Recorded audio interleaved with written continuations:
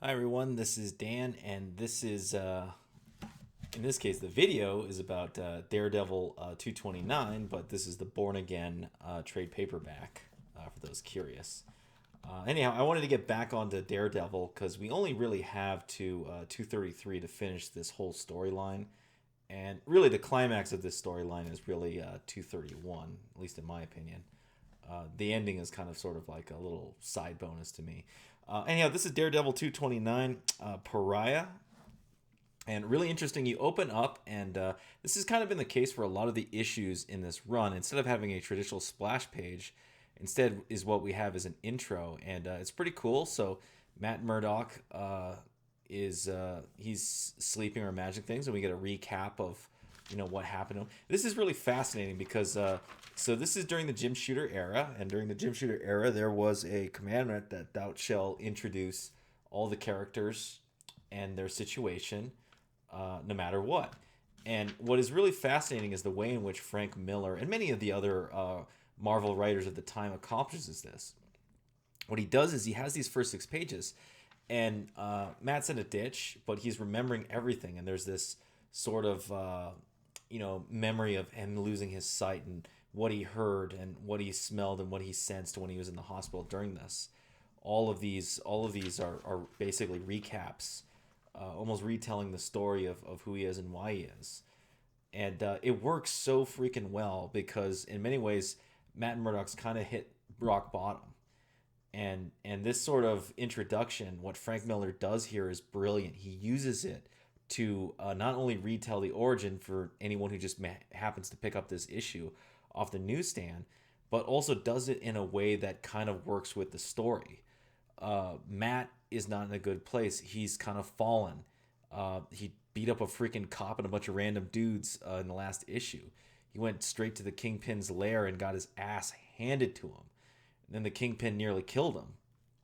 And here he is kind of remembering, him discovering his senses, keeping a promise with a nun to keep it secret from everyone else, him talking to his dad about what happened, and then you finally figure out where he's at. He's in a ditch, and here's all these bums next to him. He's fallen this far, and this is Pariah, right? Yeah, the Kingpin. He killed me. Yeah, it's pretty freaking amazing. So we jump from Matt Murdock, and this is a splash page. Frank Miller and Dave Mazzuchelli, Jim Shooter, editor in chief, and Ralph Macchio is the editor. Joe Rosen's on letters, and Christy Scheel is on colors. So we go back over to Foggy, and Foggy's uptown celebrating Christmas with his newfound girl. This freaking thought of a woman. No, I'm joking. She bounced off of Matt and jumped onto the Foggy train, which is kind of interesting. They get accosted by a thief who tries to steal Glory's purse, and Foggy uses a bowling ball and smacks him in the face and gets him off. Get a little commentary on New York City and just New York City. I guess the personality of New York City, to be honest. If anyone's ever been there, yeah. Everyone kind of just does what they do, and nobody really gives a shit what's going around. All while, like, during this entire chapter, you get these little individual panels of Matt Murdock just moving, right? Just going where he's going and wandering through the city. Here we go over to Ben Urich. I can never pronounce his name properly. But so he's investigating about what the hell is going on and why Matt Murdock is missing and why he was framed. And he goes over to the police officer that sold Matt out, or I shouldn't say sold him out, but betrayed him. And here he finds out that this is the reason why he sold Matt Murdock, and it's for his son. His son has a serious heart condition. So you get some pretty pithy talk back and forth, usual kind of hard boiled sort of dialogue.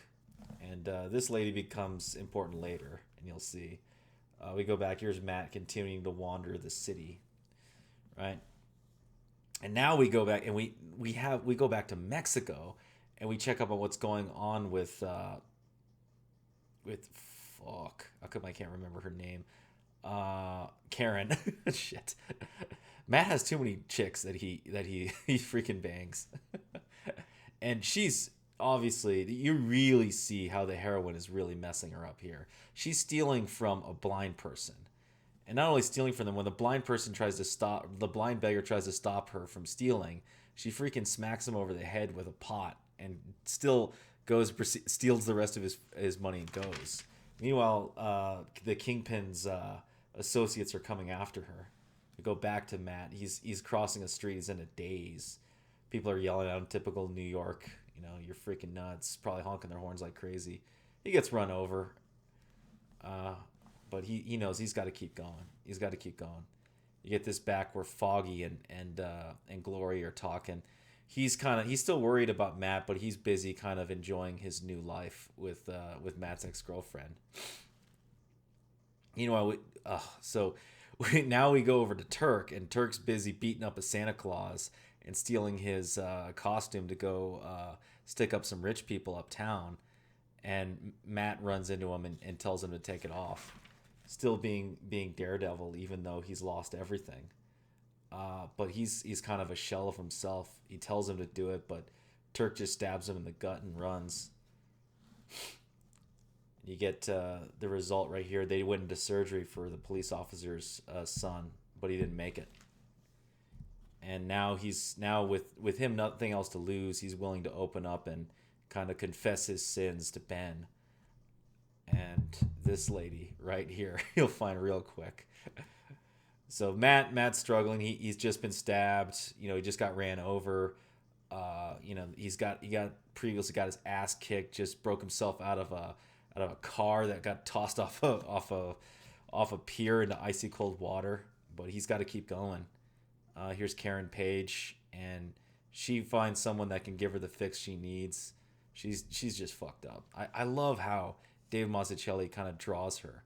This is like the face of someone who's really, like, you could tell she was something, and now she's kind of, you know, a shell of herself. It's kind of like a theme. People just being shells of themselves, right? She runs into this shady character who's willing to give her the drug and the passage to America. The Kingpin's assassins come after her, but he takes them out with a shotgun. But you could tell, you know, he's got something else in mind for her. And you'll see that. Here you have him. He's just wandering the city. Foggy's kind of enjoying his Christmas with his new girlfriend. You know, and we get out to the parking lot, and this guy's about ready to tell Ben everything that's gone on as far as what happened with what he did to Matt Murdock. And this freaking nurse just comes out and smacks him in the face.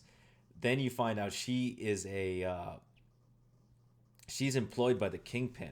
She breaks Ben's arm, and then here it's pretty funny. The worst thing is that I don't pass out. I get to see what she does to Nick Manoli, and she just beats the living crap out of him, and it's shown kind of off page. But the build up to this and the violence and the visceralness of this art pretty much illustrates. You don't have to even see it, even though you'd like to see it. You know that the Kingpin's worker got to him. Here Matt goes to the gym where his dad fought, and pretty much he goes back to train, but he's done. He's exhausted. He's injured. He can't do it anymore. Meanwhile, Karen is selling herself, you know, to get back to America. And here you get, you know, just iconic imagery right here. Man. Whew. Yeah. And then we get to to me, the best part about this issue, which is going back to the Kingpin and him kind of reminiscing about it. So I'm going to read this page. Well, actually, I won't read this whole page, but, you know, I'll get to it. What is it about Murdock? He was a minor concern, a promising talent to be observed and cataloged, and even occasionally flattered, and perhaps one day to be turned to the Kingpin's way. But he is more than this. Now he is much more than this. He always was. And I have shown him that a man without hope is a man without fear. Bam. Oh, man, Frank Miller's a good writer. Just this whole thing is like, even though this is kind of a, if you think about it, the amount of just different scenes and back and forth between different characters that happens in this issue is crazy. But the writing and the pacing, of the action, almost cinematic in nature, is just so good that you don't even care. Oh man, this series has been a lot of fun, and we got about 3 more issues to go, and then we're done. But it's been pretty good. Next issue, 230, Born Again. Whew. Anyhow, let me know what you think of the video. If you liked it, hit the thumbs up. Subscribe if you haven't subscribed. Hit the bell for notifications. And if you have any comments below about this issue, leave them down below. And I will see you next time.